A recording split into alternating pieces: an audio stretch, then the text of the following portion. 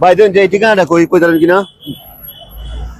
ভাই আপনি কোথায় গেলেন নাকি? হ্যাঁ ভাই, আমি হেঁটে গেলাম এই যে। ওই কক্সবাজার যাবেন নাকি? রাজশাহী যাবো। রাজশাহী।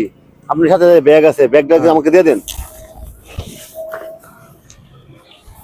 আপনি সাথে কি টাকা আছে?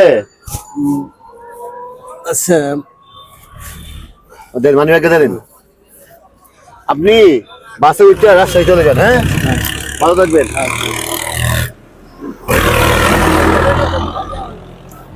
আসসালামু আলাইকুম। এখন বর্তমানে কিন্তু এরকম ঘটনা অহরহ ঘটতেছে যে ভাই যদি মনে করেন আজকে যাবো এক জায়গায়, তো সাথে ব্যাগ সাথে সব থাকবে, আপনাকে বলবে যে ঠিকানাটা একটু দেন।